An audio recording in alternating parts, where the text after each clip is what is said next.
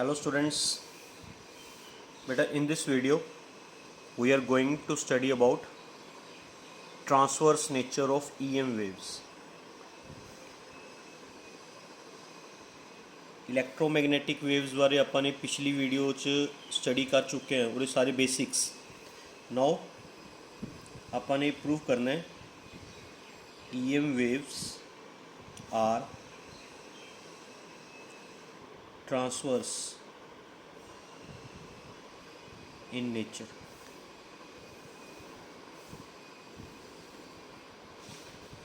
ਤੇ ਇਹ ਪ੍ਰੂਵ ਕਰਨ ਵਾਸਤੇ ਆਪਾਂ ਨੂੰ ਇਹ ਪ੍ਰੂਵ ਕਰਨਾ ਪਏਗਾ ਵੀ ਜਿਸ ਡਾਇਰੈਕਸ਼ਨ 'ਚ ਵੇਵ ਪ੍ਰੋਪਾਗੇਟ ਕਰਦੀ ਹੈ, ਜਿਸ ਡਾਇਰੈਕਸ਼ਨ 'ਚ ਵੇਵ ਪ੍ਰੋਪਾਗੇਟ मतलब चलना, जिस डायरैक्शन च वेव चलती है इलैक्ट्रिक फील्ड तो मैगनैटिक फील्ड उस तो परपेंडिकुलर होंगे, परपेंडिकुलर वाइब्रेट करेंगे। जी पिछली वीडियो मैं थोड़ा दस्सिया ही सीगा भी डायरैक्शन ऑफ वेव प्रोपागेशन तो दोनों परपेंडिकुलर होंगे ने। ये आप प्रूव करांगे भी इलैक्ट्रिक फील्ड भी वेव की डायरैक्शन तो परपेंडिकुलर है एंड मैगनैटिक फील्ड भी वेव की डायरैक्शन तो परपेंडिकुलर है। अगर आपने यह प्रूव करता भी E and B both are perpendicular to the direction of wave propagation तो ये प्रूव हो जाएगा भी EM waves are transverse in nature, है ना। स्टूडेंट्स के माइंड च डाउट आ जाता होंगे एक भी सर ये प्रूव होने नाल भी इलैक्ट्रिक फील्ड तो मैगनैटिक फील्ड वेव की डायरैक्शन तो परपेंडिकुलर ने, ये प्रूव होने नाल ट्रांसवर्स नेचर किवें प्रूव होएगी। तो उस वास्ते मैं थोनों पहला लॉन्गीट्यूडनल तो ट्रांसवर्स वेव्स किहड़ियां हुंदियां ने मैं थोनों वो दस दिंदा, ठीक है। उस तो पहला भी मैं थोनों डिस्कस करदा mechanical waves.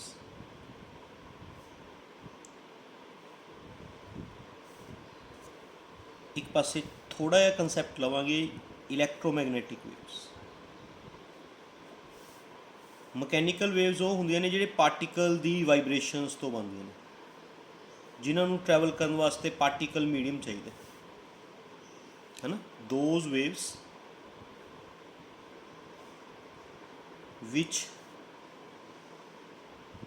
Require particles for its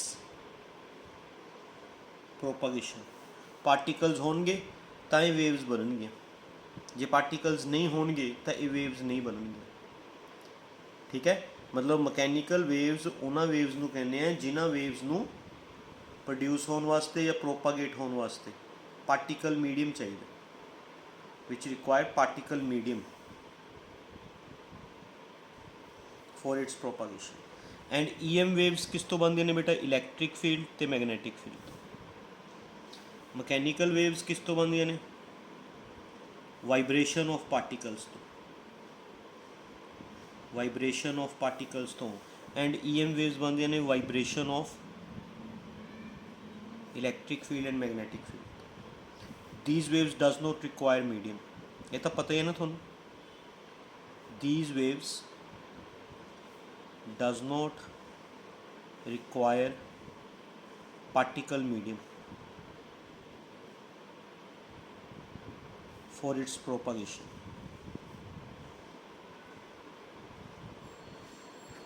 है ना। इन्हां वेव्स ये वेव्स मेरा मकैनिकल वेव्स किस तो बनदियां ने, पार्टिकल्स की वाइब्रेशन तो, ते इन्हां नूं ट्रैवल करने वास्ते पार्टिकल मीडियम ही चाहिए। ये waves vibration of electric and magnetic field तो बनदियां ने। इलैक्ट्रिक फील्ड तो मैगनैटिक फील्ड वाइब्रेट करते हैं एंड इन्हां नूं ट्रैवल करने वास्ते कोई मीडियम नहीं चाहिए। मीडियम होऊगा ये तां भी ट्रैवल करनगियां, मीडियम नहीं होऊगा तां भी ट्रैवल करनगियां। विदाउट मीडियम भी ये ट्रैवल करनगियां, even they can travel through vacuum.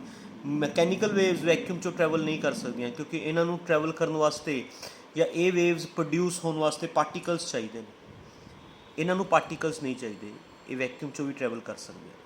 तो be clear about this point कि मकैनिकल वेव्स वास्ते पार्टिकल्स चाहिए ने एंड EM वेव्स वास्ते electric field and magnetic field चाहिए, ठीक है। हुण जिहड़ा वेव मोशन है टू टाइप्स का हुंदा। Wave motion is of two types. बेटा ये सारा कुछ तुसी ऑलरेडी 10+1 च पढ़िया होया, मैं सिर्फ थोनू रीकैप करवा रहा भी थोनू आ टॉपिक समझ आ जाए भी ट्रांसवर्स नेचर किहनूं कहंदे ने। ਤਾਂ ਵੇਵ ਮੋਸ਼ਨ ਸਿਰਫ टू टाइप्स ਦਾ ਹੁੰਦਾ ਹੈ, ਮਤਲਬ ਜਿਹੜੀਆਂ ਵੇਵਸ ਹੈ ਉਹ ਸਿਰਫ 2 टाइप्स ਦਾ ਮੋਸ਼ਨ ਕਰ ਸਕਦੀਆਂ ਨੇ। ਓਕੇ, ਉਹ 2 टाइप्स ਕਿਹੜੀਆਂ ਨੇ? ਇੱਕ ਤਾਂ ਹੈਗੀ ਬੇਟਾ ट्रांसवर्स वेव मोशन,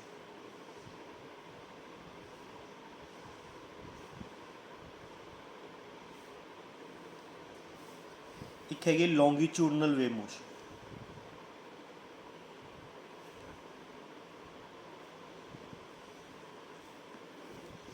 इस तो इलावा कोई भी वेव चाहे मैकेनिकल है चाहे इलैक्ट्रोमैग्नेटिक है, कोई भी वेव तीसरे तरह का मोशन नहीं करेगी। ठीक है, वेव्स सिर्फ आही 2 तरह का मोशन कर सकते हैं, या ट्रांसवर्स वेव मोशन या लॉन्गिट्यूडनल वेव मोशन। ठीक है, ट्रांसवर्स वेव मोशन की होंदा है, मैं पहले थोनू मैकेनिकल वेव्स की फॉर्म च समझाना, in the form of mechanical waves. Okay, मतलब जिस डायरैक्शन च वेव प्रोपागेट करेगी, जिस डायरैक्शन च वेव प्रोपागेट करेगी, उसके पार्टिकल्स अगर उस तो परपेंडिकुलर वाइब्रेट कर, मतलब जिस तो वेव बनी है। मैकेनिकल वेव किस तो बनती होंगी बेटा? मैकेनिकल वेव किस तो बनती होंगी है? पार्टिकल्स तो जिस तो वेव बनी है वो चीज़ वेव की डायरैक्शन तो परपेंडिकुलर वाइब्रेट कर, परपेंडिकुलर। ठीक है, वेव चले अगे नूं एवें लाइक दिस, वेव अगे नूं चले फॉरवर्ड डायरैक्शन, पार्टिकल्स वेव की डायरैक्शन तो परपेंडिकुलर वाइब्रेट करन, परपेंडिकुलर 90 डिग्री। That type of wave motion is known as transverse wave motion. जे वेव जिस डायरैक्शन च वेव ट्रैवल करती है, डायरैक्शन ऑफ वेव प्रोपागेशन, जे वेव मान लो इस डायरैक्शन च प्रोपागेट कर रही है, अगे नूं चल रही है ना, फॉरवर्ड डायरैक्शन चल रही है, जे पार्टिकल्स उसके पैरेलल वाइब्रेट करन, पैरेलल,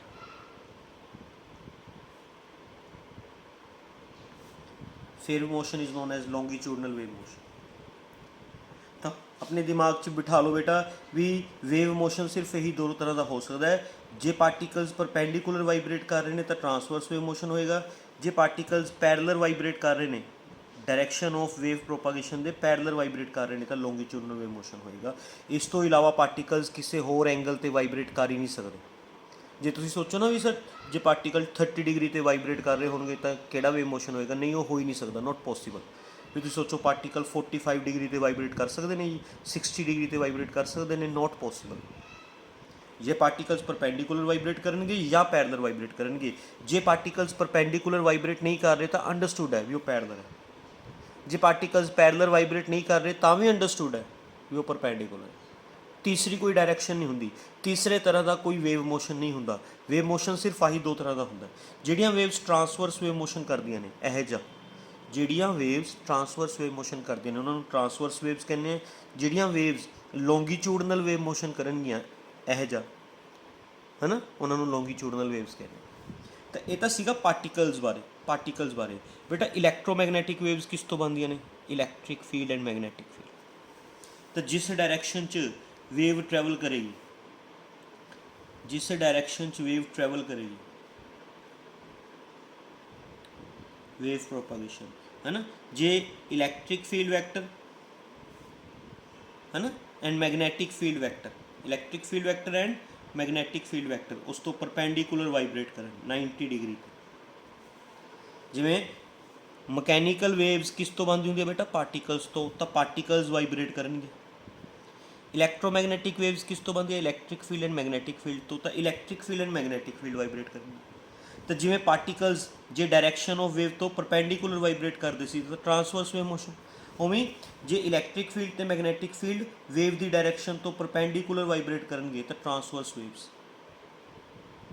क्लीयर? जे इन द डायरैक्शन वाइब्रेट करेंगे एवें, जिस डायरैक्शन च वेव प्रोपागेट कर रही है, डायरैक्शन ऑफ वेव प्रोपागेशन, इसे डायरैक्शन च इलैक्ट्रिक फील्ड होवे, इसे डायरैक्शन च मैगनैटिक फील्ड, बिल्कुल डायरैक्शन च वाइब्रेट करेंगे है ना। फिर वेव्स किहड़ी बनणगीਆਂ ਲੌਂਗੀਟਿਊਡਨਲ वेव्स। ਹੁਣ ਤੁਸੀਂ ਵੇਵ EM वेव्स ਬਾਰੇ ਪੜ੍ਹਿਆ ਹੈ, ਪਿਛਲੀ ਵੀਡੀਓ 'ਚ ਪੜ੍ਹਿਆ ਸੀਗਾ। ਮੈਨੂੰ ਦੱਸੋ ਇਲੈਕਟ੍ਰਿਕ ਫੀਲਡ ਤੇ ਮੈਗਨੈਟਿਕ ਫੀਲਡ ਵੇਵ ਦੀ ਡਾਇਰੈਕਸ਼ਨ 'ਚ ਹੁੰਦਾ ਹੈ ਕਿ ਪਰਪੈਂਡੀਕੂਲਰ ਹੁੰਦਾ?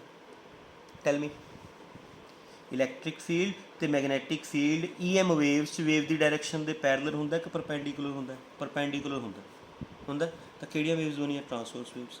ਤੇ EM waves are transverse in nature. बस ਆਪਾਂ ਨੇ ਪ੍ਰੂਵ ਕਰਨਾ ਹੈ, ਆਪਾਂ ਨੇ ਪ੍ਰੂਵ ਕਰਨਾ ਹੈ ਵੀ ਜਦੋਂ EM वेव्स ਪ੍ਰੋਡਿਊਸ ਹੁੰਦੀਆਂ ਨੇ ਤਾਂ ਜਿਸ ਡਾਇਰੈਕਸ਼ਨ 'ਚ ਵੇਵ ਪ੍ਰੋਪਾਗੇਟ ਕਰਦੀ ਹੈ ਇਲੈਕਟ੍ਰਿਕ ਫੀਲਡ ਤੇ ਮੈਗਨੈਟਿਕ ਫੀਲਡ ਉਸ ਤੋਂ 90 ਡਿਗਰੀ ਤੇ ਹੁੰਦੇ ਨੇ, 90 ਡਿਗਰੀ ਤੇ ਪਰਪੈਂਡੀਕੂਲਰ ਹੁੰਦੇ ਨੇ।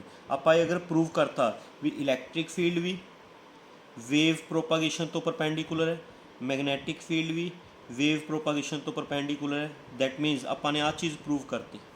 ਆ ਚੀਜ਼ ਪ੍ਰੂਵ ਕਰਤੀ ਤਾਂ ਕਿਹੋ ਜਿਹਾ ਵੇਵ ਮੋਸ਼ਨ ਹੋ ਗਿਆ? ट्रांसवर्स वेव मोशन हो गया। तो वेव्स ਕਿਹੜੀਆਂ ਹੋ ਗਈਆਂ? Transverse waves. समझ गए? दैट मीन्स अगर आपने ये प्रूव करना है भी EM waves are transverse in nature, EM waves are transverse in nature, तो थोड़ा ये प्रूव करना पेगा भी इलैक्ट्रिक फील्ड भी वेव प्रोपागेशन तो परपेंडिकुलर होंगे एंड मैगनैटिक फील्ड भी वेव प्रोपागेशन तो परपेंडिकुलर होंगे। आ दो चीज़ा प्रूव कर दो, ये प्रूव हो जाएगा भी EM waves are transverse in nature. ਹੁਣ ਆਪਾਂ ਇਹ ਪ੍ਰੂਵ ਕਰਾਂਗੇ। ਇਹ ਪ੍ਰੂਵ ਕਿਵੇਂ ਕਰਾਂਗੇ? ਸੁਣੋ, ਦੇਖੋ ਮੈਨੂੰ ਕਿੰਨਾ ਬੇਸ ਬਣਾਉਣਾ ਪਿਆ ਤੁਹਾਨੂੰ ਆ ਸਮਝਾਉਣ ਵਾਸਤੇ ਵੀ EM ਵੇਵਸ ਨੂੰ ਟਰਾਂਸਵਰਸ ਪ੍ਰੂਵ ਕਰਨ ਵਾਸਤੇ ਆਹ ਚੀਜ਼ ਪ੍ਰੂਵ ਕਰਨੀ ਪਏਗੀ, ਹੈ ਨਾ। Electric field and magnetic field wave the direction ਤੋਂ ਪਰਪੈਂਡੀਕੂਲਰ ਪ੍ਰੂਵ ਕਰਨੇ ਪੈਣਗੇ, ਹੈ ਨਾ। ਇਹ ਸਾਰੀ ਚੀਜ਼ ਬੇਸਿਕ ਸੀਗੀ ਬੇਟਾ, ਤੁਸੀਂ ਆਲਰੇਡੀ 10+1 'ਚ ਪੜ੍ਹੀ ਹੋਈ ਹੈ। ਓਕੇ, ਕਈ ਵਾਰ ਬਸ ਮਾਈਂਡ 'ਚ ਨਹੀਂ ਰਹਿੰਦੀ ਹੁੰਦੀ, ਨਿਕਲ ਜਾਂਦੀ ਹੁੰਦੀ ਹੈ। ਓਕੇ ਚਲੋ ਹੁਣ ਆਪਾਂ ਇਹ ਪ੍ਰੂਵ ਕਰਦੇ ਹਾਂ। ਇਹ ਪ੍ਰੂਵ ਕਰਨ ਵਾਸਤੇ ਆਪਾਂ ਪ੍ਰੋਸੀਜਰ ਕੀ ਓਪਟ ਕਰਾਂਗੇ? ਪ੍ਰੋਸੀਜਰ ਓਪਟ ਕਰਾਂਗੇ ਵੀ ਪਹਿਲਾਂ ਆਪਾਂ ਰੋਂਗ ਲੈਟ ਕਰ ਲਾਂਗੇ। ਆਪਾਂ ਇਹ ਚੀਜ਼ ਲੈਟ ਕਰ ਲਾਂਗੇ ਵੀ ਇਲੈਕਟ੍ਰਿਕ ਫੀਲਡ ਵੀ ਵੇਵ ਦੀ ਡਾਇਰੈਕਸ਼ਨ ਦੇ ਪੈਰਲਲ ਹੈ ਤੇ ਮੈਗਨੈਟਿਕ ਫੀਲਡ ਵੀ ਪੈਰਲਲ। ਜਦੋਂ ਆਪਾਂ ਇਹ ਰੋਂਗ ਹੈ ਨਾ, ਰੋਂਗ ਨੂੰ ਲੈਟ ਕਰ ਲਾਂਗੇ, ਰੋਂਗ ਨੂੰ ਰੋਂਗ ਪ੍ਰੂਵ ਕਰ ਦਾਂਗੇ, ਰੋਂਗ ਨੂੰ ਰੋਂਗ ਪ੍ਰੂਵ ਕਰ ਦੋ, ਰਾਈਟ ਵਾਲਾ ਕਰੈਕਟ ਪ੍ਰੂਵ ਹੋ ਜਾਏਗਾ। ਇਹ ਵਾਲਾ ਮੈਥਡ ਓਪਟ ਕਰਾਂਗੇ, ਇਹ ਵਾਲੀ ਟੈਕਨੀਕ ਓਪਟ ਕਰਾਂਗੇ ਵੀ ਰੋਂਗ ਚੀਜ਼ ਲੈਟ ਕਰੋ। ਇਹ ਲੈਟ ਕਰੋ ਵੀ ਇਲੈਕਟ੍ਰਿਕ ਫੀਲਡ ਵੇਵ ਦੀ ਡਾਇਰੈਕਸ਼ਨ ਦੇ ਪੈਰਲਲ ਹੈ, ਸੇਮ ਡਾਇਰੈਕਸ਼ਨ 'ਚ ਹੈ। ਫਿਰ ਉਹਨੂੰ ਰੋਂਗ ਪ੍ਰੂਵ ਕਰ ਦਿਓ, ਉਸਨੂੰ ਰੋਂਗ ਪ੍ਰੂਵ ਕਰ ਦਿਓ, ਰੋਂਗ ਨੂੰ ਰੋਂਗ ਪ੍ਰੂਵ ਕਰ ਦਿਓ, ਜਿਹੜਾ ਰਾਈਟ ਵਾਲਾ ਆਪਣੇ ਆਪ ਕਰੈਕਟ ਪ੍ਰੂਵ ਹੋ ਜਾਏਗਾ। ਇਹ ਤਾਂ ਕਲੀਅਰ ਹੈ ਵੀ ਦੋ ਹੀ ਤਰ੍ਹਾਂ ਨਾਲ ਇਲੈਕਟ੍ਰਿਕ ਫੀਲਡ ਸਿਰਫ ਦੋ ਹੀ ਤਰ੍ਹਾਂ ਨਾਲ ਵਾਈਬ੍ਰੇਟ ਕਰ ਸਕਦੇ ਨੇ, ਜਾਂ ਪੈਰਲਲ ਵਾਈਬ੍ਰੇਟ ਕਰ ਸਕਦੇ ਨੇ ਜਾਂ ਪਰਪੈਂਡੀਕੂਲਰ ਵਾਈਬ੍ਰੇਟ ਕਰ ਸਕਦੇ ਨੇ। ਹੋਰ ਕਿਸੇ ਐਂਗਲ 'ਤੇ ਤਾਂ ਵਾਈਬ੍ਰੇਟ ਕਰ ਹੀ ਨਹੀਂ ਸਕਦੇ ਹੋ। ਇਹ ਤਾਂ ਕਲੀਅਰ ਹੈ ਨਾ ਵੀ ਕਿਸੇ ਹੋਰ ਐਂਗਲ 'ਤੇ ਵਾਈਬ੍ਰੇਟ ਕਰ ਹੀ ਨਹੀਂ ਸਕਦੇ, ਕਿਉਂਕਿ ਵੇਵ ਮੋਸ਼ਨ ਸਿਰਫ ਦੋ ਹੀ ਤਰ੍ਹਾਂ ਦਾ ਹੁੰਦਾ, ਜਾਂ ਪਰਪੈਂਡੀਕੂਲਰ ਵਾਲਾ ਜਾਂ ਪੈਰਲਲ ਵਾਲਾ। ਤਾਂ ਆਪਾਂ ਪੈਰਲਲ ਵਾਲਾ ਲੈਟ ਕਰ ਲਾਂਗੇ, ਉਹਨੂੰ ਰੋਂਗ ਪ੍ਰੂਵ ਕਰ ਦਾਂਗੇ, ਹੈ ਨਾ। ਪੈਰਲਲ ਵਾਲਾ ਰੋਂਗ ਪ੍ਰੂਵ ਹੋ ਗਿਆ, that means automatically electric field vector ਜੇ ਵੇਵ ਦੀ ਡਾਇਰੈਕਸ਼ਨ ਦੇ ਪੈਰਲਲ ਨਹੀਂ ਹੈ ਤਾਂ ਪਰਪੈਂਡੀਕੂਲਰ ਪ੍ਰੂਵ ਹੋ ਜਾਏਗਾ। ਸਮਝ ਗਏ? ਮੈਂ ਤੁਹਾਨੂੰ ਪਹਿਲਾਂ ਵੀ ਦੱਸਿਆ ਸੀ ਵੀ ਅਗਰ ਇਲੈਕਟ੍ਰਿਕ ਫੀਲਡ ਵੇਵ ਦੀ ਡਾਇਰੈਕਸ਼ਨ ਦੇ ਪਰਪੈਂਡੀਕੂਲਰ ਨਹੀਂ ਹੈ ਤਾਂ ਉਹ ਪੈਰਲਲ ਹੋ ਗਿਆ, ਜੇ ਪੈਰਲਲ ਨਹੀਂ ਹੈ ਤਾਂ ਉਹ ਕੀ ਹੋਊਗਾ? ਪਰਪੈਂਡੀਕੂਲਰ। ਤੀਸਰੀ ਕੋਈ ਆਪਸ਼ਨ ਨਹੀਂ ਹੈਗੀ। ਕਲੀਅਰ? ਤਾਂ ਆਪਾਂ ਰੋਂਗ ਨੂੰ ਰੋਂਗ ਪ੍ਰੂਵ ਕਰਾਂਗੇ, ਰੋਂਗ ਲੈਟ ਕਰਾਂਗੇ, ਉਸ ਰੋਂਗ ਨੂੰ ਰੋਂਗ ਪ੍ਰੂਵ ਕਰਾਂਗੇ, ਰਾਈਟ ਵਾਲਾ ਕਰੈਕਟ ਪ੍ਰੂਵ ਹੋ ਜਾਏਗਾ। ਕਲੀਅਰ ਬੇਟਾ? ਉਰੋਂ ਹੁਣ ਆਪਾਂ ਆਪਣਾ ਟੌਪਿਕ ਸਟਾਰਟ ਕਰਦੇ ਹਾਂ, ਠੀਕ ਹੈ। ਧਿਆਨ ਨਾਲ ਸਮਝਿਓ, ਕੋਈ ਖਾਸ ਡਿਫੀਕਲਟ ਟੌਪਿਕ ਨਹੀਂ ਹੈ, ਈਜ਼ੀ ਹੈ। ਓਕੇ, EM ਵੇਵਸ ਆਰ ਟਰਾਂਸਵਰਸ ਇਨ ਨੇਚਰ ਪ੍ਰੂਵ ਕਰਨਾ ਹੈ। ਉਸ ਵਾਸਤੇ ਆਪਾਂ ਪਹਿਲਾਂ ਤਾਂ ਐਕਸਿਸ ਲੈਟ ਕਰ ਲੈਂਦੇ ਬੇਟਾ।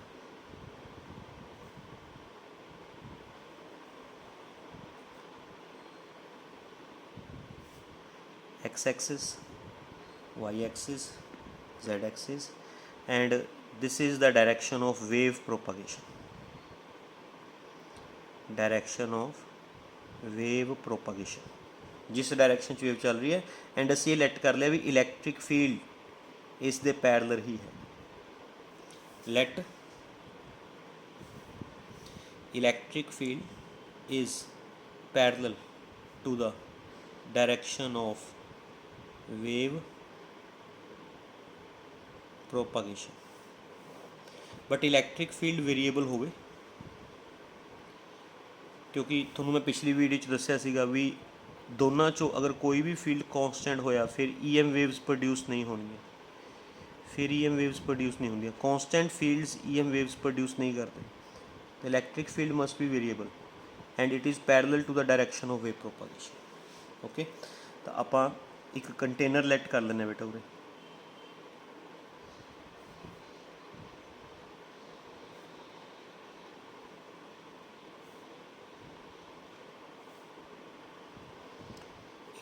क्यूबाइडल या क्यूबिकल कंटेनर लेट कर लेने।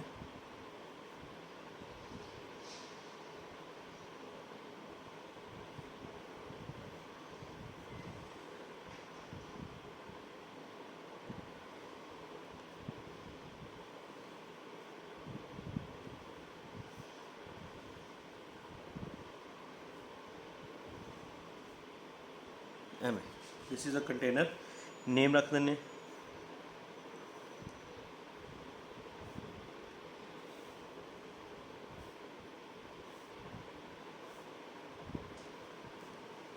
कंटेनर लेट कर लिया। And electric field is along x axis and different place ते इलैक्ट्रिक फील्ड डिफरेंट होएगा because electric field is variable. तो डिफरेंट प्लेस ते डिफरेंट होएगा बट होएगा अलोंग एक्स एक्सिस। जिमें उरे इलैक्ट्रिक फील्ड हैगा अलोंग एक्स एक्सिस ही है बट ई एक्स डैश, उरे इलैक्ट्रिक फील्ड हैगा अलोंग एक्स एक्सिस ही है बट ई एक्स, उरे भी इलैक्ट्रिक फील्ड, हर सरफेस ते इलैक्ट्रिक फील्ड एक्स एक्सिस दे अलोंग ही है, एक्स एक्सिस दे अलोंग। मैं ज़्यादा नहीं बनाता क्योंकि डायग्राम फिर कन्फ्यूजिंग बन जाएगी। हैगे अलोंग एक्स एक्सिस ही ने electric field along x axis, इनू ई एक्स डबल डैश लेट कर सकते हो, ट्रिपल डैश लेट कर सकते हो, ठीक है। बट हैगे अलोंग एक्स एक्सिस ने डिफरेंट प्लेसिस ते डिफरेंट इलैक्ट्रिक फील्ड, ठीक है। हुण अगर आप इस दे एरिया की डायरैक्शन लीए आह वाले फेस दे ए बी सी डी, ये एरिया की डायरैक्शन एरिया तो परपेंडिकुलर होंदी है एंड डायरैक्टेड आउटवर्ड्स, ठीक है। ये एरिया की डायरैक्शन एरिया तो परपेंडिकुलर एंड डायरैक्टेड आउटवर्ड्स, ठीक है। एरिया लेट कर लेने, हर फेस का एरिया एस है, each face have S area. बाकी फेसिस मैं शो नहीं कर रहा, बाकी फेसिस दे जिमें इस दे एरिया की डायरैक्शन किधर नूं आएगी, एरिया तो परपेंडिकुलर एंड डायरैक्टेड आउटवर्ड्स। ए वाले नीचे वाले फेस दे एरिया की जिहड़ा A B G H face है इस दे एरिया की डायरैक्शन नीचे नूं होएगी। ये तो तुहानूं पता ही है ना, गोस थ्योरम च कीता होया है भी किसी भी एरिया की डायरैक्शन उस एरिया तो परपेंडिकुलर होंदी है एंड डायरैक्टेड आउटवर्ड्स होंदी है। तो इस एरिया की डायरैक्शन इधर नूं होगी, इस एरिया की डायरैक्शन इधर नूं होगी। एरिया सारे एस ही ने, सारे एरियाज एस ने, एक फ्रंट वाला एरिया हो गया, एक बैक वाला एरिया हो गया, छे सरफेस एरिया बन गए ना क्यूब दे, है ना। तो let us consider a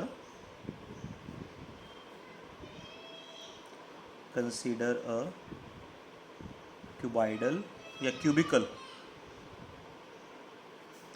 cubical container is placed inside electric field के अंदर एक क्यूबिकल या क्यूबाइडल कंटेनर पे है। इस पर गोस थ्योरम अप्लाई कर दो, apply Gauss theorem on it. Gauss theorem के अकॉर्डिंग होंदा सीगा की होंदा सी बेटा भी जिहड़ा टोटल फ्लक्स है इलैक्ट्रिक फ्लक्स जिहदा फार्मूला होंदा है ई डॉट डी एस दी integration, this total flux is equal to जिन्ना कंटेनर दे इनसाइड चार्ज होएगा बाय एप्सिलॉन। गोस थ्योरम तो तुहानूं आंदी होएगी, आई थिंक नहीं आंदी होएगी तो बेटा यूनिट फर्स्ट च जाओ, यूनिट फर्स्ट चैप्टर 3 जाके गोस थ्योरम रिवाइज करो, फिर आ जाओ इस वीडियो पे। फ्लक्स दा फार्मूला ये होंदा ई डॉट डी एस दी इंटैग्रेशन, तो पूरे क्लोज सरफेस दी फ्लक्स, पूरे क्यूब दी total flux is equal to जिन्ना इस दे इनसाइड चार्ज है by epsilon. This is the flux of whole cube, है ना।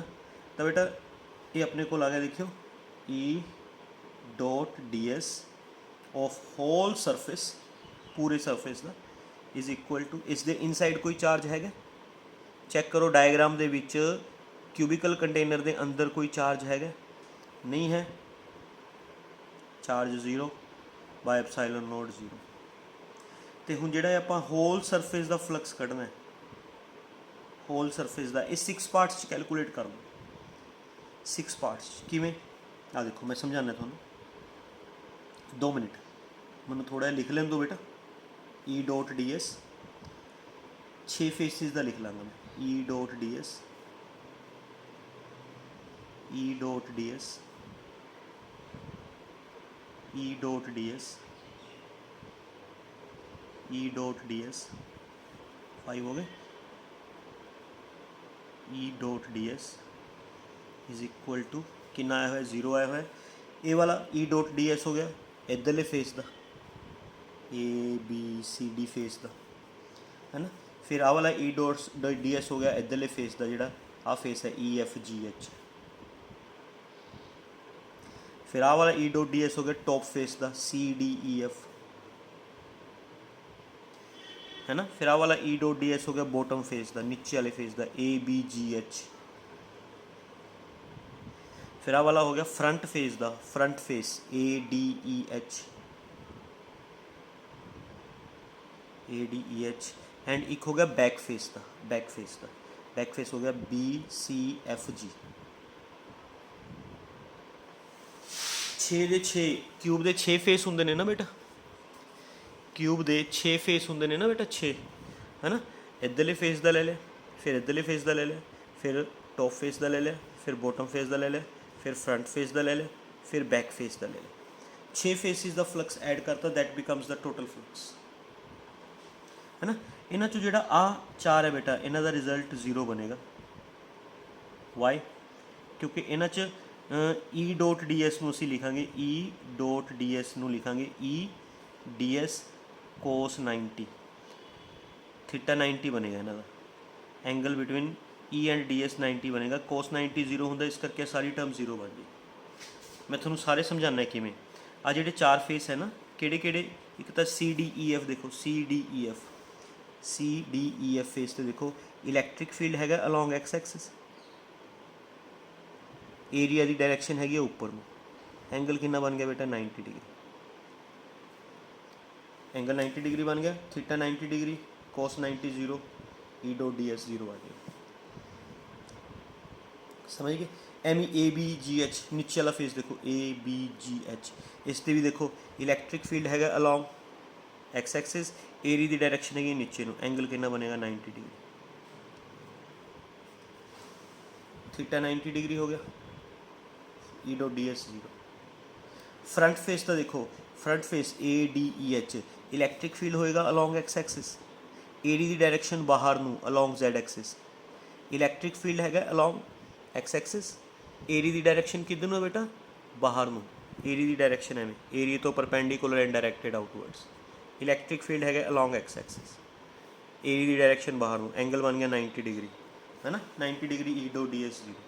सिमिलरली लास्ट वाले का भी, बॉटम वाले का भी, ओदा एरिया की डायरैक्शन किधर नूं बनेगी, इनवर्ड्स, इलैक्ट्रिक फील्ड बनेगा अलॉन्ग एक्स एक्सिस, एरिया बनेगा इनवर्ड्स, एंगल बनेगा 90 डिग्री।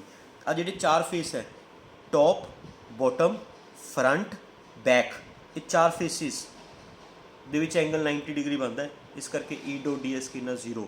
सिर्फ 2 फेस रह गए, किहड़े किहड़े, एक आ वाला एक आ वाला, जिहड़े मैंने शेड किए हैं, है ना। इन्हों सॉल्व करते हैं आप, है ना। आही 2 रह गए बेटा, आ चैक करो, आही 2 रह गए सॉल्व करने, है ना। इस तो अगला स्टैप मैं लिख देना, वेट अ मिनट। आ 4 की वैल्यू 0 होगी, एंगल 90 डिग्री होने करके बेटा 4 सरफेसिस की वैल्यू 0 होगी, सिर्फ 2 ही रह गए।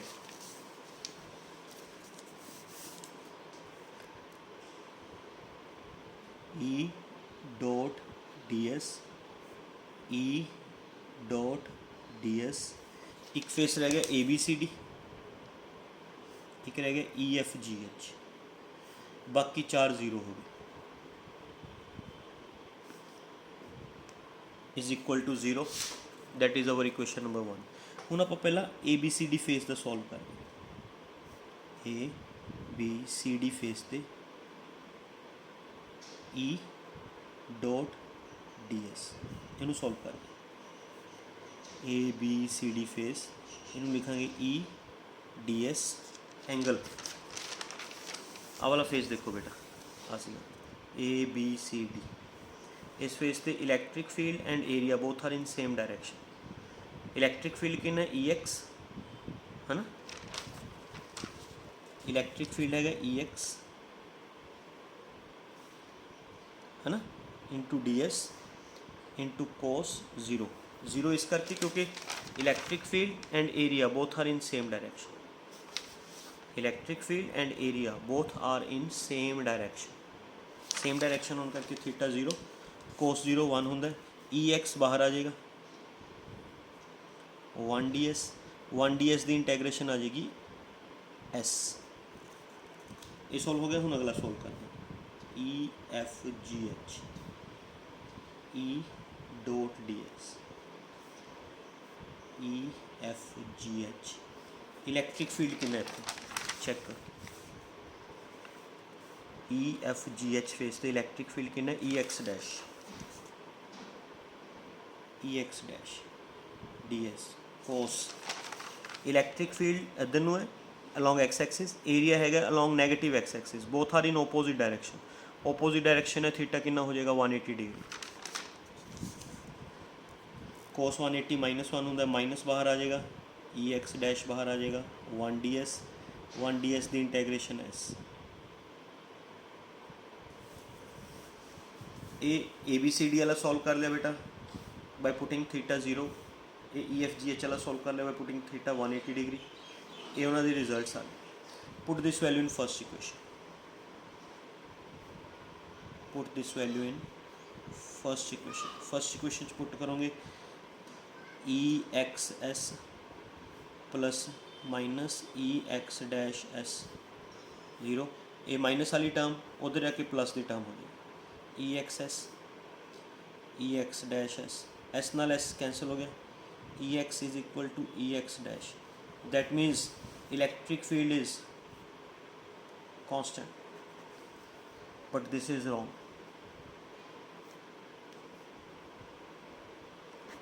इलैक्ट्रिक फील्ड कदे कांस्टेंट नहीं हो सकता क्योंकि constant electric field EM waves produce नहीं कर सकता, थोड़ा पता ही है ना।